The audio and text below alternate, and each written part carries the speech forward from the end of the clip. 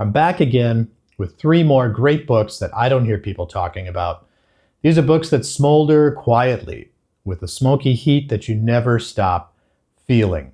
This first book is a really gritty and emotionally resonant collection of short stories.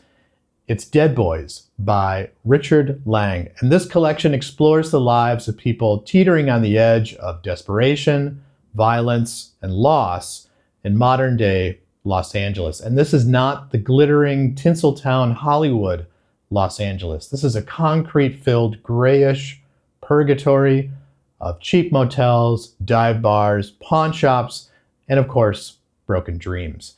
These are 11 stories linked not by characters, but by a mood of simmering tension and quiet ache of people trying to outrun their pasts or escape their circumstances. These are stories of hustlers, ex-cons, working stiffs, and lost souls, people who have made bad decisions, continue to make bad decisions, and continue to suffer the consequences.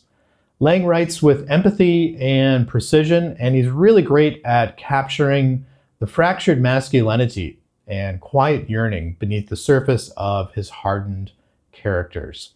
If you liked Jesus' Son by Denis Johnson or Crimes in Southern Indiana by Frank Bill, Dead Boys needs to be on your shelf.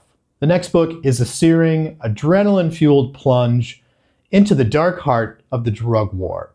It's Rush by Kim Wozencraft, where good guys don't stay good for long. Written with a really blistering authenticity, this is the story of a young female undercover cop whose descent into addiction and moral compromise is inevitable and also impossible to look away from. This isn't just a story about drugs and crime, it's about the hunger for love, purpose, and identity in a criminal justice system that eats its own. This is noir with a needle in its vein, fast, dirty, and heartbreakingly human.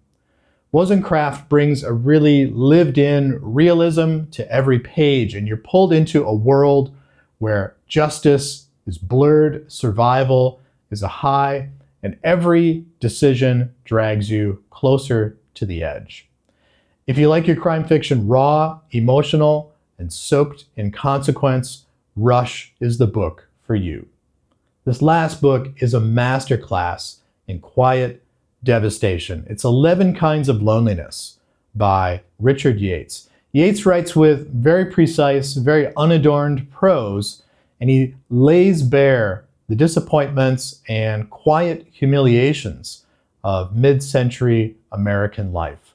These are stories of failed ambitions, stunted connections, and the ache of being misunderstood. They're not really grand tragedies, but small, piercing moments where characters glimpse the gap in their lives between what they had hoped for, what they were promised, what they dreamed of, and what they're actually living in. What makes these stories unforgettable, though, isn't just their emotional honesty. It's Yates's really uncanny ability to take a very ordinary life and make it seem luminous and at the same time incredibly sad. These are office workers, teachers, disillusioned lovers, people drifting through a world that offers little comfort but demands everything. If you've ever felt adrift in your life or haunted by what could have been, 11 Kinds of Loneliness will feel like someone naming your pain with terrifying clarity. So we talk a lot about books that are trending and books that are hot, but these books remind us that it's the slow burn that lasts the longest.